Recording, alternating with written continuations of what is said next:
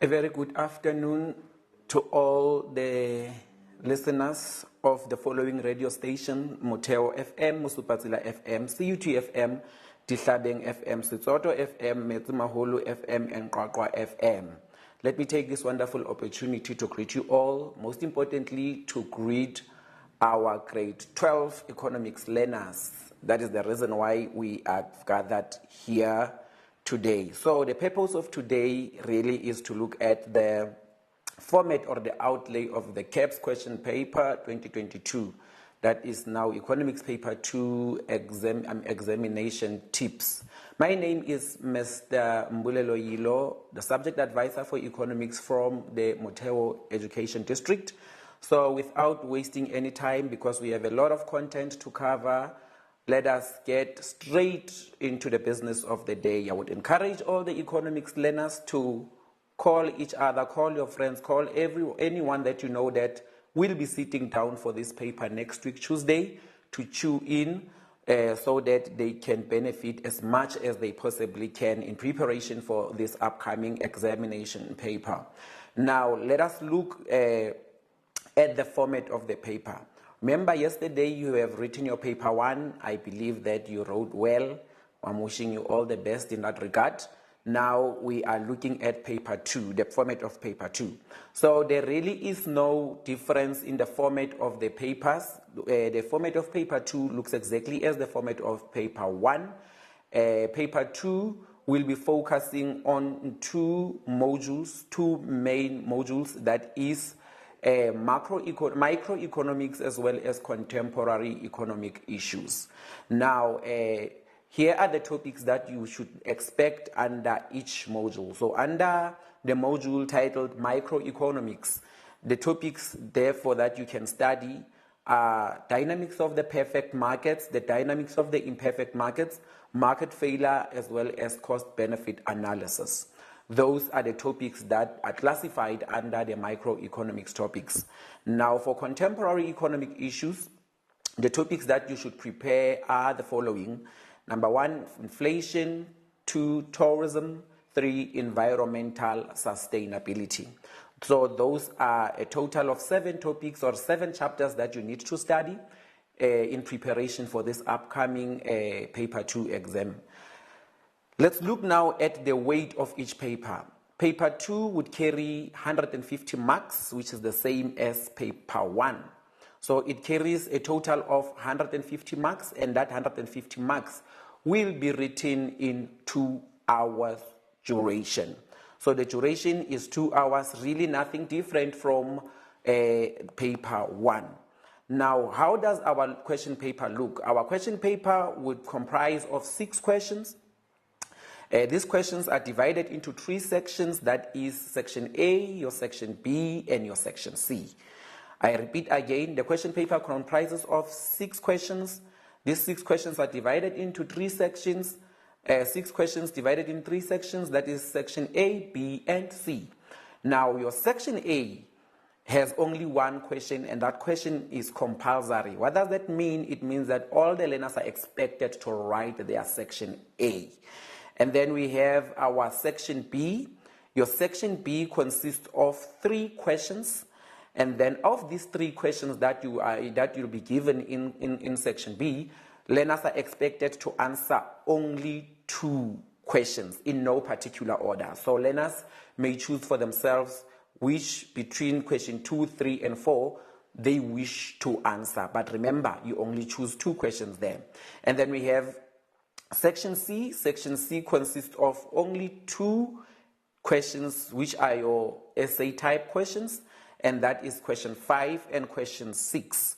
So learners would have to choose only 1 question in section C. You don't answer both.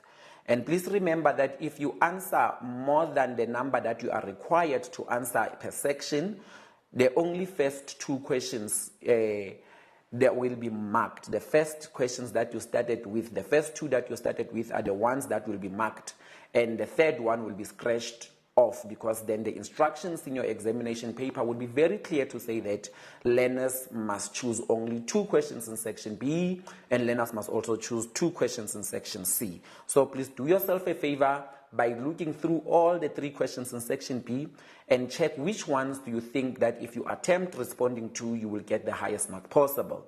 The same in section C. Look at both the 2 essays that would be given to check which essay do you think that you will be able to obtain the highest mark possible if you would attend or attempt to respond to. Now, let us continue with the business of the day. So, we will now look at the section A. Now, we are explaining each section in detail. So, your section A, remember I said it has only one question, that is question 1. And as such, your section A is compulsory, which means now that all the learners are expected to answer section A. The question 1 is the must answer question. It is expected of you all to answer this section, and it consists of 30 marks. So the total mark that you can score from section A, question 1, is 30 marks. Now let us look at our question 1 in section A. So there you will be given 3 sub-questions. That is, the first one, you will have question 1.1. The second is 1.2. The third one is 1.3. So very important, learners. In your 1.1, that is actually where you will be getting your multiple choice questions. And these multiple choice questions are regarded as low order questions. They are your low order questions. Now, you will get 8 multiple choice questions, 4 per main topic, which means each main topic will be having 4 questions of the 8. Remember, we have 2 main topics, that is microeconomics as well as contemporary economic issues. So which means you can expect 4 questions that are coming from microeconomics and 4 questions that are coming from contemporary economic issues. Each multiple choice question has a total of 2 marks. So a total of all the multiple choice questions cumulatively is 16 marks that you can score. Now there is something very important that I want to mention while I'm busy talking about the multiple choice. Learners, it is very important to note that in your multiple choice questions, you are given 4 possible answers, that is A, B, C, and D. Now the reality is, under no circumstances that a multiple choice question can have 2 correct answers. There always is 1 correct answer. So please choose only 1 answer that you find to be most relevant to the question. Then choose that letter represented by a specific letter. If you think the correct answer, for example, for 1.1.1 is letter A, then write only letter A. The other thing that I really want to discourage you from doing is those learners that are leaving multiple choice questions unattempted. There is really no reason for you not to respond to multiple choice questions, because then you have been given possible answers there. So there are learners in the Marking Center which really I find them to be doing a very silly mistake. You find that in a multiple choice question, when a learner does not know a response, a learner would leave the multiple choice question unattempted. There is no reason for you to do that, because if you think that you have exhausted all your avenues and you really cannot choose which one is the right answer, then you can always take a wild guess. Who knows, you might guess the right answer. So I do not wish to see any learner from the Free State Province having not attempted to answer a multiple choice question. Remember, I said if you think that you do not know which one is the answer, always try to guess the answer. Perhaps you might be lucky enough to guess the right one. Now, 1.2, in your 1.2, you will get the match column A to column B. These questions are also regarded as your low order questions. And you will be given 8 questions that you need to match to column B.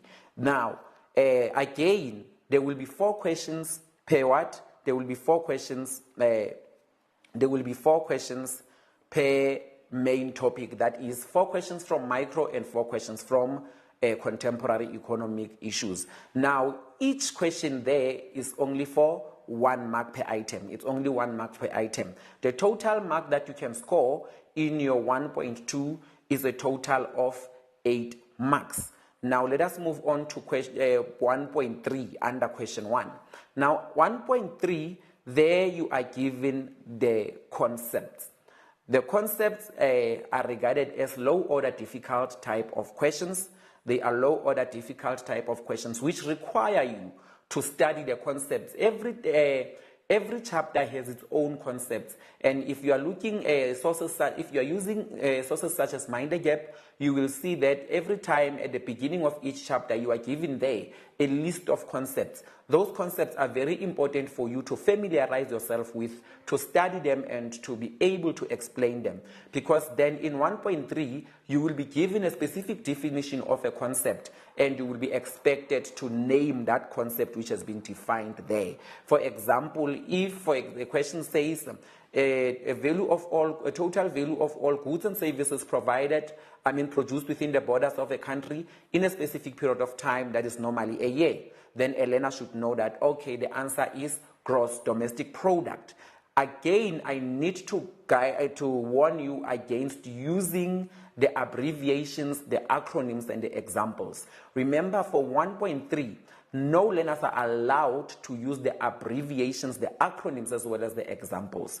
You need to mention, or you need to write the full concept. If the answer is gross domestic product, you need to write it in full words, gross domestic product, not GDP. Yes, GDP is the correct abbreviation, but because the rules of the subject says no learners must use abbreviations under this section, then if you are going to use abbreviations instead of full words, then you are going to get it wrong. So please make sure that you provide full words and not abbreviations.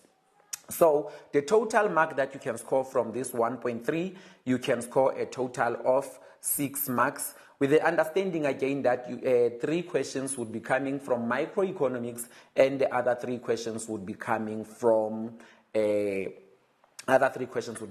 contemporary economic issues. Now let us look at our section B. Please take note that the structure of section B for question 2, 3, and 4 is the same. So I am not going to repeat all the information that I'm giving to you now for question 3 and question 4. What I explain that it happens in question 2, you must know that it also happens in question 3, it also happens in question 4. So which means what happens in question 2, the type of question that you will get in question 2.1.1 is the same type of question that you will get in question 3.1.1 and also in question 4.1.1. So it is the same. So now for the purpose of this presentation, I will only focus on question 2, but just know that whatever information that I provide that relates to question 2 is also applicable to question 4 and question 3.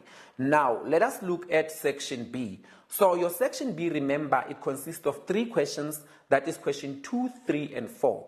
Now, the instruction says learners must only choose 2 questions of these 3 that they will be getting in the question paper, in no particular order. So you need to choose for yourself which 2 questions out of the 3 that you have been given that you think that when you attempt answering, they will give you the highest mark possible. As I said earlier on, read through so that you can check.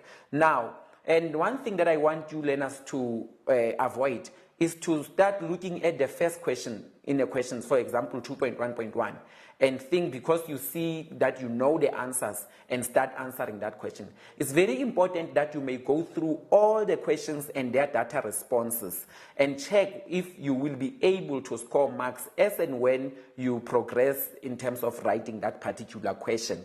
Because now questions such as those that are 4 marks and those that are of 8 marks are those questions that really carries a lot of marks.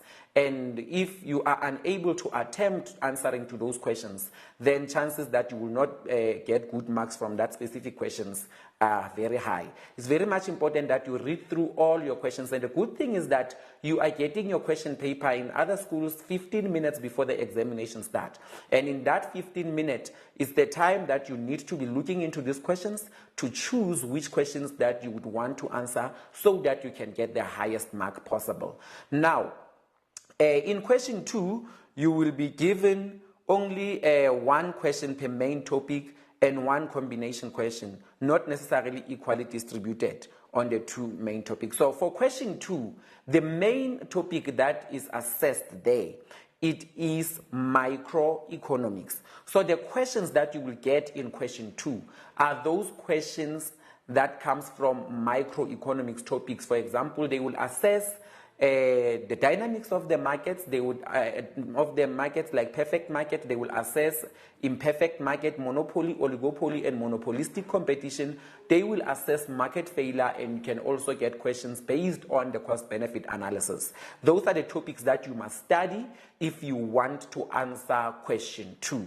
So question 2 is based on what? On microeconomics. Then question 3 is based on contemporary economic issues, which means now the questions that you will get from question 3 are questions that comes from the chapter of inflation, the chapter of environmental sustainability, as well as tourism. So if really you want to answer question 3, then what you must read, you need to study inflation, tourism, and environmental sustainability, because then those topics will be assessed in question 3. Now let us look at what is assessed in question 4. So question 4 is a combination of both the two main topics, that is the microeconomics as well as the contemporary economic issues, which means now question 4 is the combination of those two topics, which means it's miscellaneous. They can ask questions from both these two main topics, not necessarily equally distributed. It doesn't mean that it would be 20 marks coming from micro and 20 marks coming from contemporary. It can be like that, but sometimes it does not come like that. So I guess that it is based on the examiner's decision in terms of what to do with their question 4. So, but just know that if you are going for question 4, then you need to make sure that you have studied all the two main topics, and then you know you have studied all the chapters under those two main topics for you to do well in question 4. Now let us look at your type of 2.1, 3.1, as well as your 4.1 type of questions. Here you will get short questions. These are your short questions, 2.1.1 and your 2.1.2. Now your 2.1.1, that is a low order question, and it normally starts by saying list 2. So there you will always be expected to list 2.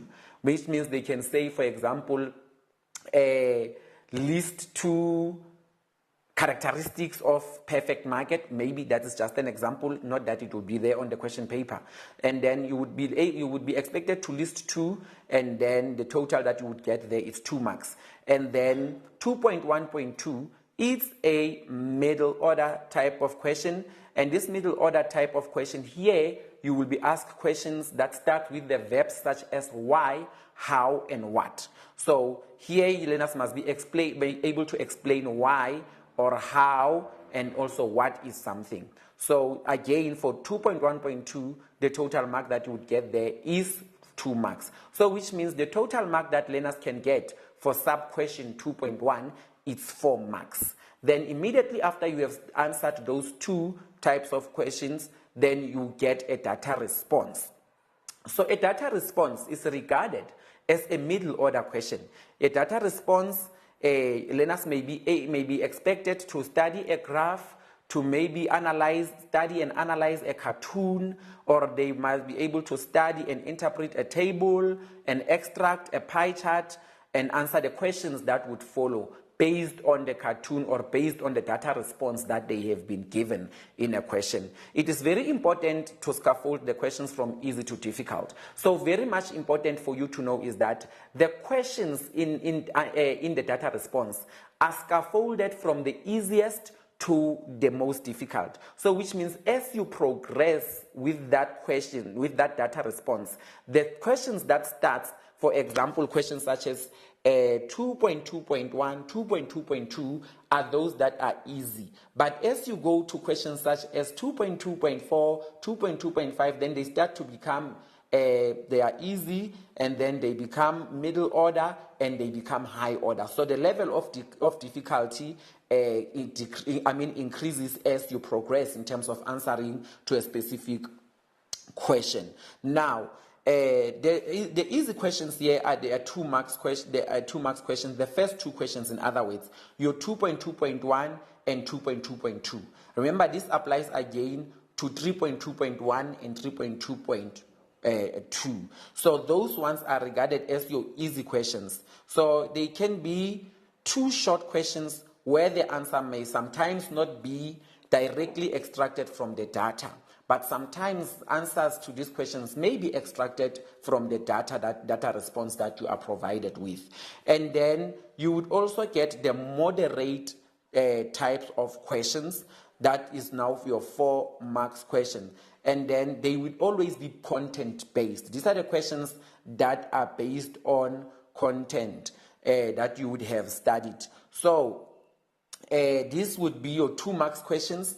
That is your 2.2.3, your 2.2.4, which means this is applicable again to 3.2.3 and 3.2.4.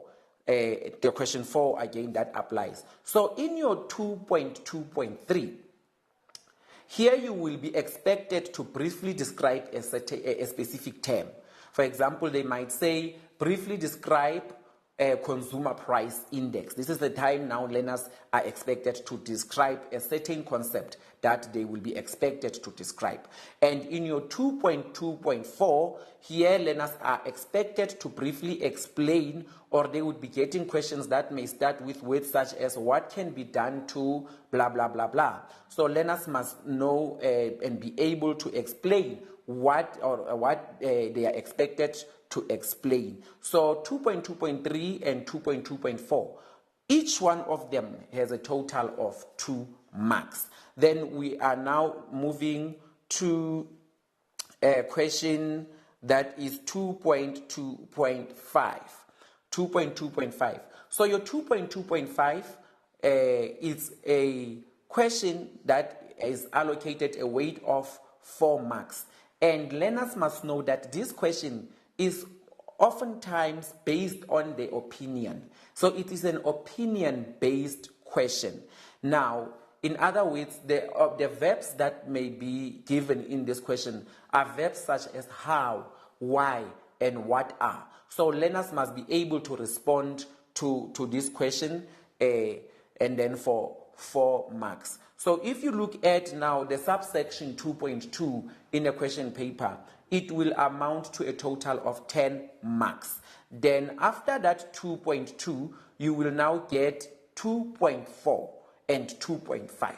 Now 2.4, it is one single question, and it is regarded as a middle order question with a total of 8 marks. Here learners would be given a question, a single question. That question would expect them to perhaps give 4 facts, each fact counting for 2 marks, so they can get a maximum of 8 marks.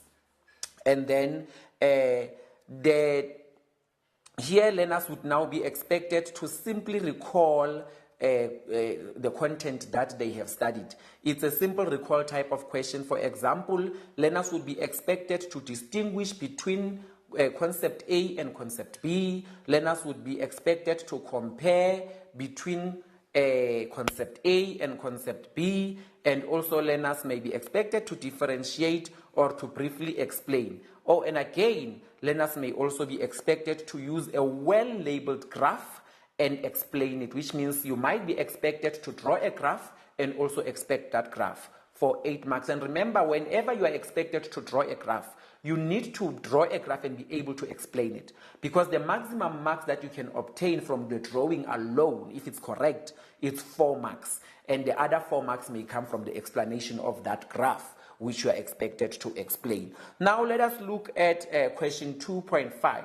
Question 2.5 is one single question, and it is a high order difficult question. It is a high order difficult question. So which means now for you to attempt this one, you need to have engaged with your content. You need to bring the economics that you have studied into practice, into the reality now. Because sometimes the question that may come here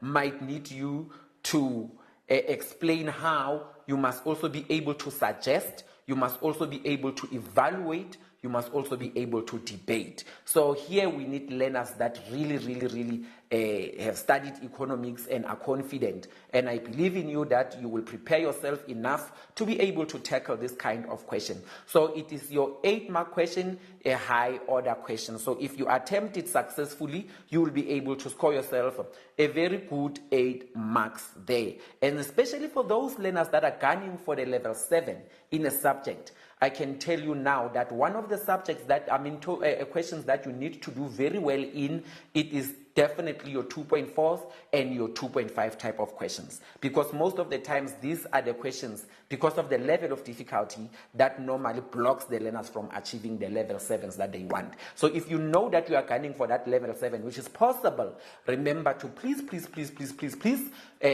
as much as you possibly can of these high order questions, so that you have prepared yourself enough to tackle those kind of questions next week Tuesday when you are writing that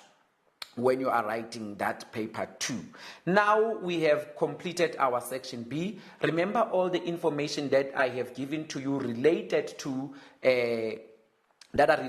question 2 are also applicable in question 3 and also question 4. Please remember that. Let us quickly look now at section C. Now your section C, remember, this is the section where learners would be assessed, or essays would be assessed. This is your essay section now.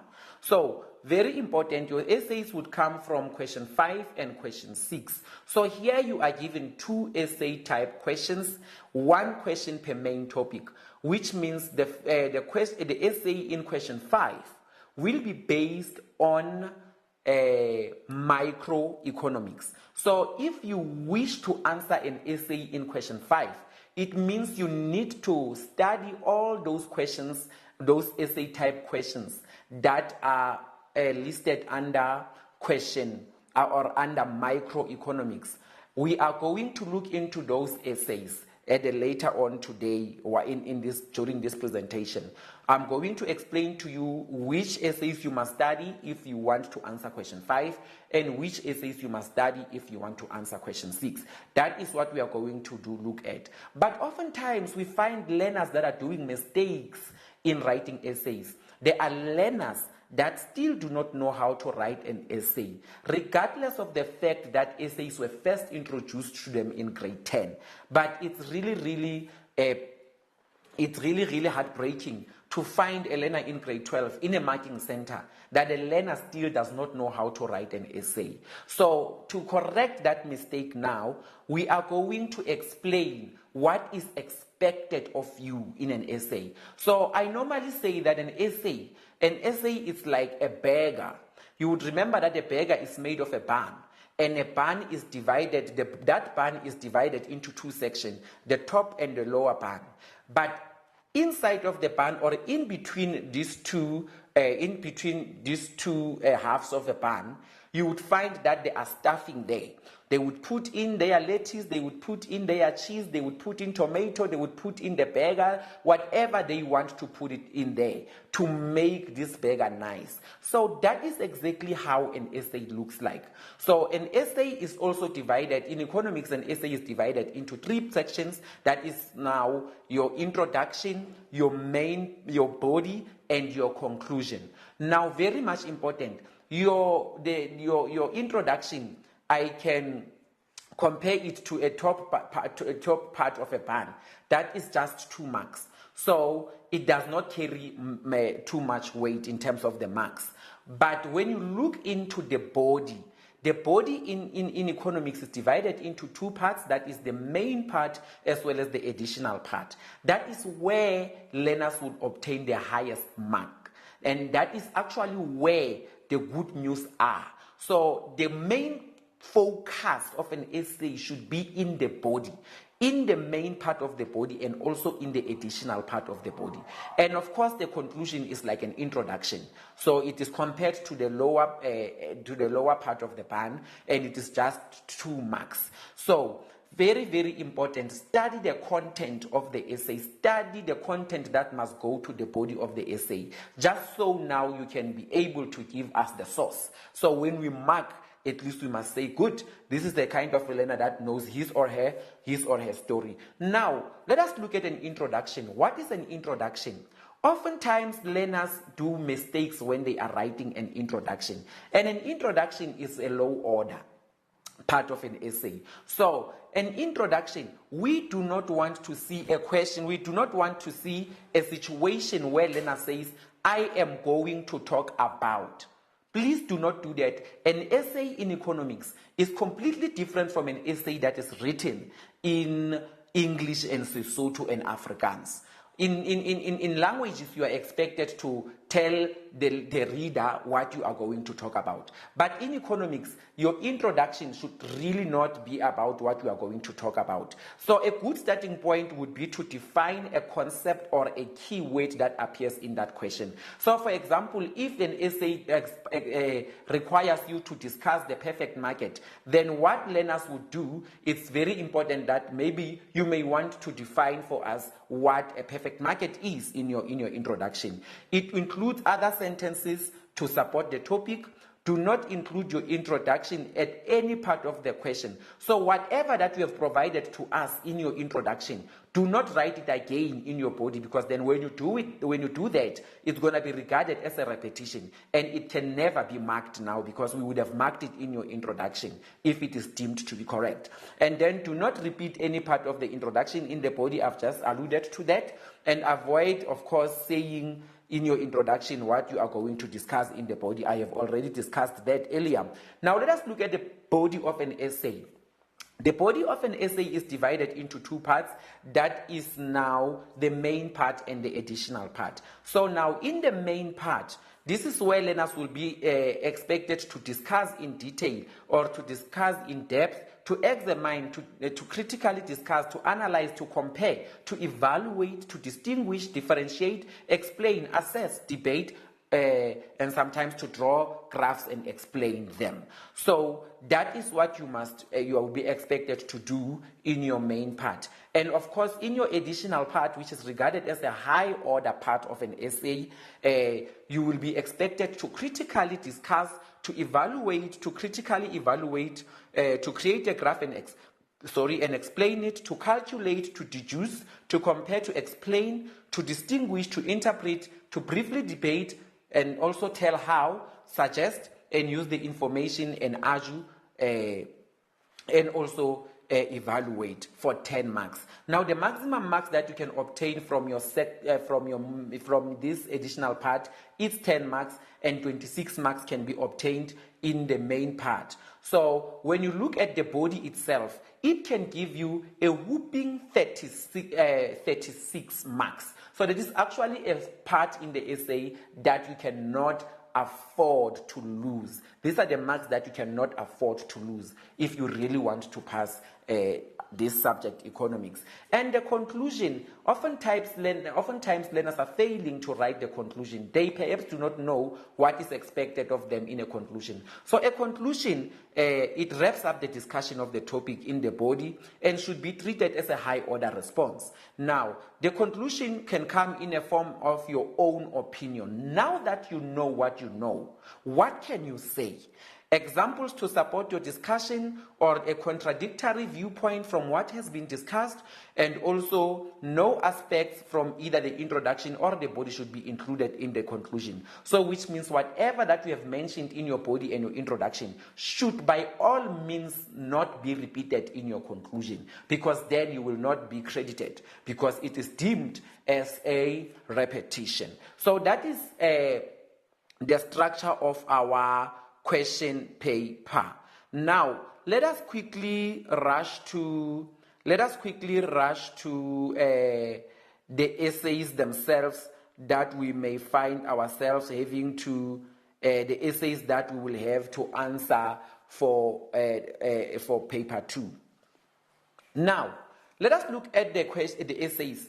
When you are using your examination guidelines to study, very important people, I might have forgotten to mention it earlier, you need to use your examination guideline to study for this exam, because then the examination guideline would guide you in terms of the scope of work that you need to study, which is examinable. because not everything in your textbook, if you follow your textbook systematically, not everything in the textbook is examinable. So if you are not using the examination guideline as your roadmap or as your Bible, you will be studying part of the topic which will never be assessed in that examination. So very much important, make yourself a friend to your examination guideline. If you have lost your examination guideline, rush to your teacher and ask them to reprint it for you, because you definitely need it in preparation for your paper 2. So in that examination guideline, the possible essays for paper 2 are also listed as much as they were listed for paper 1.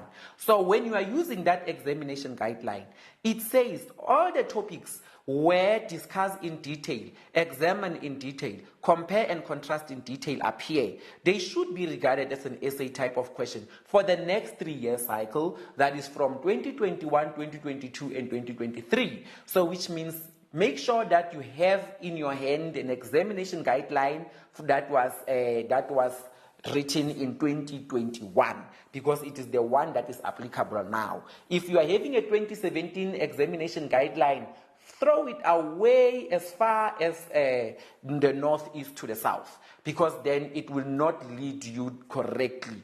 That examination guideline has expired and no longer applicable. Now, please get yourself a 2021 examination guideline, and I believe that you already have them now. Let us quickly look within these few minutes that are remaining what questions may be expected, what essays you can get if you answer question 5. So remember, an essay in question 5 is based on microeconomics. So here are the essays that may be assessed in question 5. Number 1, discuss in detail the various equilibrium positions with the aid of a graph. So what is it that this essay expects? This essay expects you to draw economic profit of a perfect market and be able to explain it. To also draw economic loss of a perfect market and be able to explain it. To also draw a normal profit of a perfect market and also be able to explain it. So for this essay, definitely drawing is very accurate. Make sure that you know how to draw and you know how to explain those graphs that you have drawn in order for you to do very well in this essay. That is the first essay that you may wish to study for your question 5 if you really want to answer an essay in question 5. And I can encourage you to choose for yourself between question 5 and question 6 which essay you want to study. Do not study all the essays at the same time. If you can channel yourself to say, I am going to answer an essay in question 5, then focus only on those 6 essays that would be assessed in question 5 and make sure that you study all of them and know them. Or if you want to write an essay in question 6, just focus only on those essays that can be assessed in question 6 and make sure that you know all of them. I can assure you, my dear learners, that if you have studied all 6 essays under each main topic maybe, then you will have no surprise next week Tuesday. Definitely, from the 6 essays that you have studied, you will definitely, one of them will be there. Instead of you studying 12 essays, I am suggesting that you choose for yourself between question 5 and question 6 which essay you want to answer and focus only on that specific on the essays of a specific question that you want to answer. Now let's look at the second essay in question 5.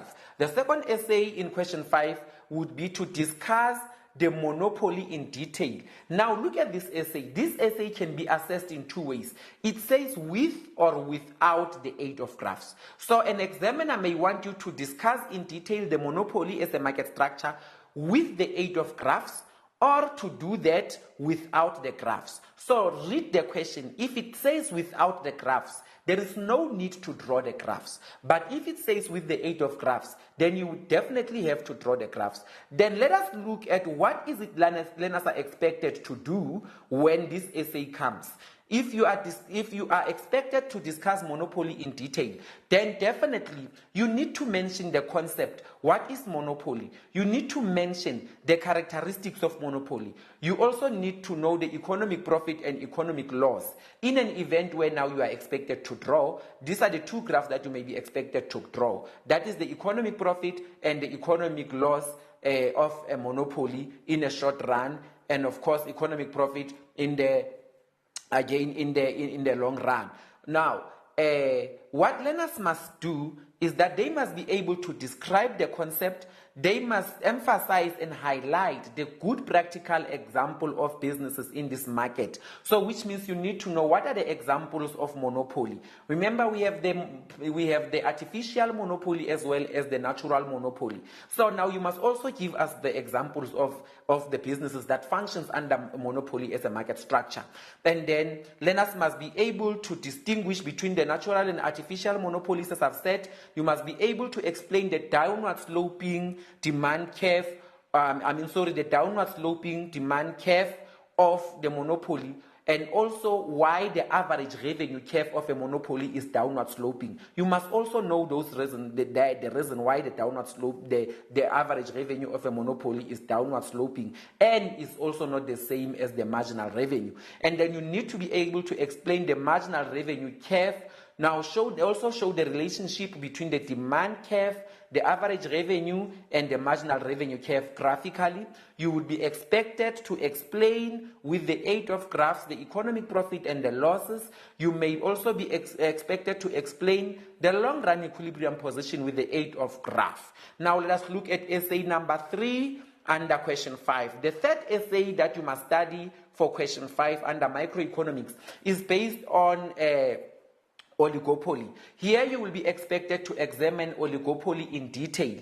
Here, how do you go about answering that question? You must be able to explain the concept oligopoly. Define for us what is oligopoly. Be able to give us the characteristics of oligopoly, and also be able to draw and explain the kinked demand curve. Remember, under oligopoly, there's only one graph that you may be expected to draw, and that graph is the kinked demand curve. So you will be expected to briefly describe the concept, to emphasize and highlight the good practical examples of businesses in oligopoly, to examine the characteristics of oligopoly, to also explain the non-price competition. So the emphasis must be, amongst others, advertising, product differentiation, and branding. Of course, you find others in your textbook as you study. You must also be able to discuss collusion. Now, you must be able to relate to current examples of collusive behavior.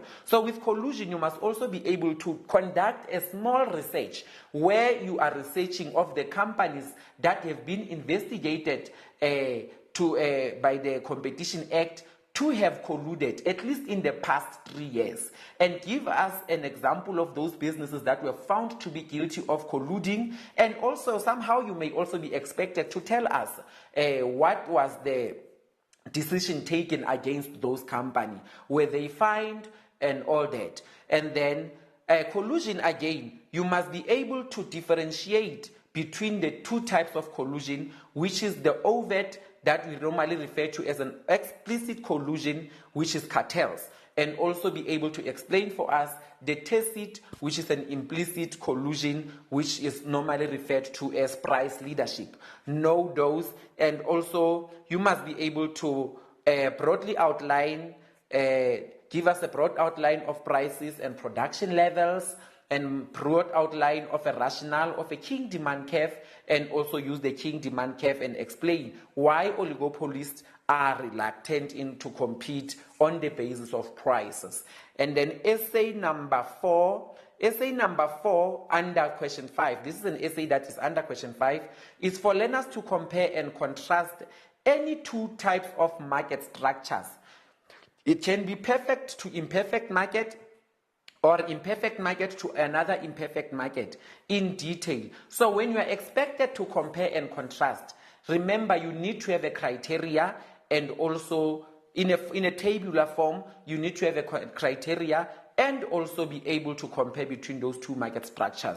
Now, what is the criteria that you must use when you are comparing? You need to use this criteria. Your criteria must have number of businesses, nature of the product, the entrance into the market, the control over the prices, the information availability, the examples, the demand curve of each market, and then the economic profit or loss, their decision making, whether there is collusion or not, whether they can be productive or technically efficient, or they can also be allocative efficient. Very important when you are writing that essay, if you get that type of essay, please, you need to write in sentences. For example, if they say compare between perfect market and monopoly, then next to the next to the number of businesses, you cannot say under perfect market many, and then under monopoly one.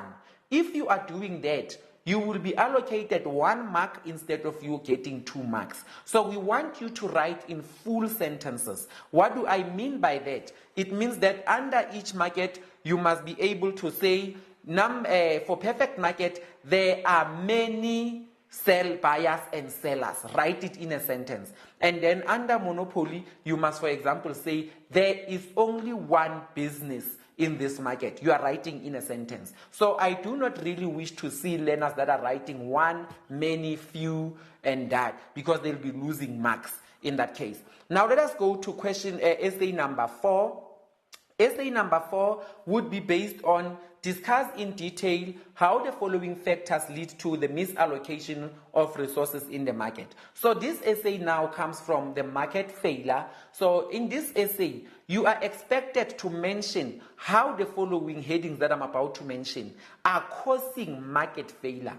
Please do not read this essay from memorandums that were written in 2017, 2018, because then they read out those memorandums are now no longer applicable today, because they are giving a lot of information which does not respond to the essay. For example, learners here need to mention the externalities, the missing markets, the imperfect competition, lack of information, immobility of factors of production, and imperfect distribution of income and wealth. They need to tell us how does each of these headings that I have just mentioned now cause a market failure.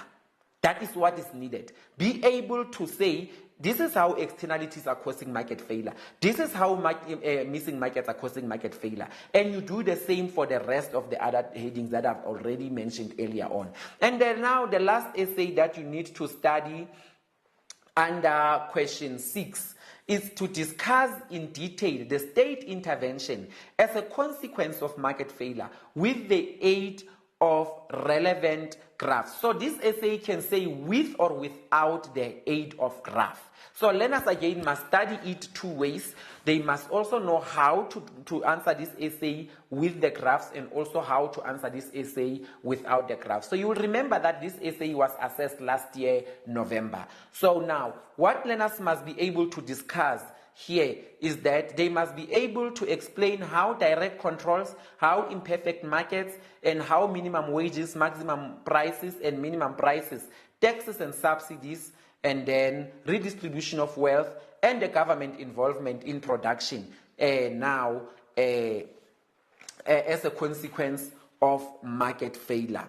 And then let us quickly move to those essays now for those that want to answer an essay in question 6. For those that want to answer an essay in question 6, this is the essays that they must know. The first essay that they would need to study is an essay that comes from the chapter of inflation that says discuss in detail the consequences of inflation under the following headings: the debtors and the creditors, wage and salary earners, investors and the savers, taxpayers, industrial stability, unemployment and poverty, balance of payment problems, and also the psychological influence. You need to be able to discuss all those headings in this essay.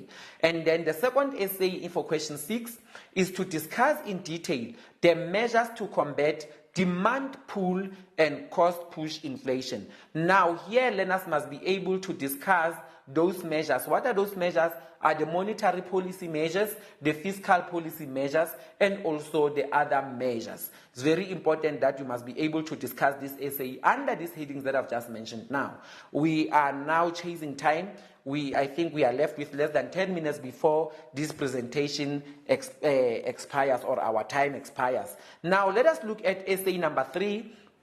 Essay number 3 that learners must study for question 6, it is to examine in detail the effects of tourism. Now here, what they need to answer this essay under the following headings. How does tourism affect the GDP, the gross domestic product of the country, employment levels in the country, the poverty in the country, the externalities, the environment, as well as investment within the country? And essay number 4, under question 6, it is to examine in detail the benefits of tourism. So here learners must be able to tell us, how does tourism benefit the household? How does it benefit the businesses? How does it benefit the state, which is the government? And also, how does it benefit our infrastructure development in the country? Those are the 4 headings that you need to be able to explain this essay is under. Essay number 5 under question 6 is based on a chapter that is called Environmental Sustainability. Now, under this essay, it can be phrased as discuss in detail how the government can ensure sustainable development under the following headings. Now, the headings that you must be able to discuss, it is granting of the property rights, paying for environmental use, levy environmental tax, pay environmental subsidies, issue the marketable permits, command and control, voluntary agreements, as well as education. Those are the headings under which you need to be able to explain this essay. And the last essay that can come really in your question 6 is to discuss in detail the following problems and the international measures that are taken to ensure sustainable development under the following headings. The first heading is biodiversity, chemical waste, hazardous waste, climate change policy, and also the National Framework Convention on Climate Change, which is UNFCCC, Kyoto Protocol, Paris Agreement on Climate Change. And also you must be able to explain this essay, and you must also explain indigenous knowledge. These are the 6 essays that you may study. Now, I want to get into the other part of my presentation, but please learners take note that this other part that I'm delving into, I might not be able to cover it completely because now I'm under time constraint. And to use the remaining time, I would want to maybe remind the learners the characteristics of the perfect market. So topic 1 under the perfect market. Remember, in a perfect market, we say the products are homogeneous, which means the products are the same. They look the same in shape, in size, and all that. There are many buyers and sellers. We say there is no preferential treatment. There is free competition in the market. The transport is efficient and there is efficient communication. The factors of production are mobile and there is perfect information. In a perfect market, there is no collusion, and the demand curve of an individual business in a perfect market is horizontal. Remember that. Now, when we are drawing a graph, when do we say a perfect market can maximize its profit? We say that a perfect market can maximize its profit when the marginal cost is equal to the marginal revenue. Remember that. And then when does a perfect market make normal profit? Perfect market makes normal profit, or it's breaking even, when its average cost is equal to the average revenue. Or we can say again, when the total costs are equal to the total revenue. Now, when does it make economic profit? It would make economic profit when total revenue is greater than the total cost, or when the average revenue is greater than the average cost.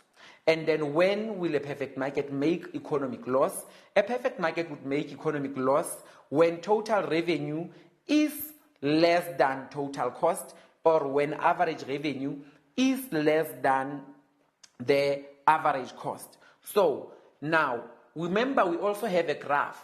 That's the shutdown position of a perfect market. So when can we say a perfect market must consider shutting down?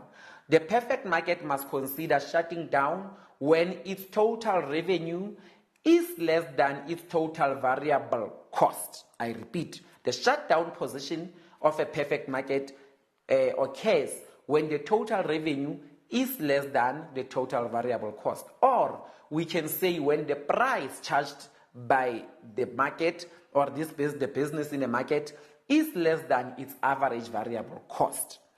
Or it should again continue producing as long as its total revenue is greater than its total variable cost, or it must continue producing as long as its price is greater than the average variable cost. Let us quickly look into the imperfect market. Remember, in perfect market monopoly now, the characteristics of monopoly would be that it has only one seller in the whole industry. There's only one business dominating the entire industry. The products are unique. Entry into the level is completely blocked. There is no collusion. The information is complete. Firm is the price maker. The demand curve is downward sloping. The output or the quantity they produce is very low because there's only one business that is functioning in this market. They have no competition. Firm can make economic profit in both the short and in the long run. Now that was monopoly. Let's quickly look at the characteristics of oligopoly. We say there are few firms in the industry, and then the products range from homogeneous to heterogeneous, depending on the type of oligopoly that business is. Entry varies from free to restricted. Collusion here is possible, and then information is incomplete. Firms have control over prices is considerable. The control that they have over their prices is considerable, and then they have a kinked demand curve.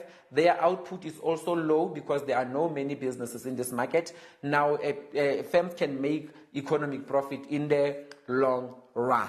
Let's quickly look at the monopolistic competition. The monopolistic competition is that the characteristics, therefore, is that they have many buyers and sellers. Products are heterogeneous. There is free entry. Collusion is not possible. Information is incomplete. Firms have little control over their prices. The demand curve is downward sloping. Can only make normal profit in the long run. Those were the characteristics of monopolistic competition. Let's quickly look at the market failure. The definition of market failure. Remember, we say market failure when markets are failing to achieve the optimum resource allocation. There's different definitions of market failure, though. It really doesn't matter which one do you know. Now, reasons for market failure. The reasons for market failure, remember, is your externalities, your public goods, imperfect competition, merit and demerit goods, lack of information, imperfect distribution of income and wealth, and the immobility of factors of production. And again, under the market failure, you must also know the consequences of market failure. Those are now your externalities, your missing markets, your public goods, merit and demerit goods, income inequality, imperfect competition, and the lack of information. The CBA, my learners, the cost and benefit analysis. What is the cost and benefit analysis? Cost and benefit analysis, remember, is a technique that is used to predict whether the benefits of a policy would outweigh its cost and by how much relative to other alternatives. Which means here we say whenever the government wants to run a project, it needs to run a CBA. This is to compare the cost and the benefits of the project. And if the costs are greater than the benefits, then the project must be discontinued. Or if the benefits are greater than the costs, then the project must be continued. So you must also be able to calculate the CBA. Somehow learners are expected to calculate the cost-benefit ratio. Make sure that you are able to calculate the cost-benefit ratio whenever you are expected to do that. Let's quickly look at inflation. Inflation refers to the continuous and considerable increase in the prices in general over a specific period of time. Now, there are different types of inflation. That is your demand pull inflation and your cost push inflation. And then also, you must know how inflation is measured. remember, there are three ways of measuring inflation. We have the CPI, and we also have the PPI, producer price index, the consumer price index. We can also measure inflation by inflation rate. Those are the ways that inflation can be measured. Remember the causes of demand pull inflation. Demand pull inflation is caused when there is an increase in the supply, in the money supply, when there is an increase in the consumption spending by households, when there is access, there is easy access to credit, when there is an increase in the investment spending, when government spending increases, when export earnings increases, and when the commodities demand also increases. The cost of cost push inflation. The cost of cost push inflation, remember, it is an increase in the wages, cost of key imported inputs, exchange rate depreciation, increase in the profit margins, decrease in the productivity, natural disasters, strikes and the stayaways, direct and the indirect taxation increase, and then administered goods prices increase, shoplifting and losses, high price of agricultural goods, high interest rates, supply shocks, and an increase in the factor prices. Now, lastly, before I try to close this session, but I think I am really running out of time. I won't be able to finish this. Learners, now, before we wrap up this presentation, the Free State Department of Education, in partnership with MTN, have actually come up with a competition where learners can win some prizes, and the aim is really for you to engage with all these radio lessons, because at the end of every radio lesson, then there will be a question that is asked, and you will be expected to answer the question. And once you answer the question, you will be able to win yourself prizes. So, in order for you to answer the questions that I am about to ask you, then learners must answer this question by going to the Free State Department of Education social media page. I repeat, go to the Free State Department of Education social media page and answer this question. Then you will be notified when you are a winner, and then there are different prizes that learners can win. I am not going to mention the prizes.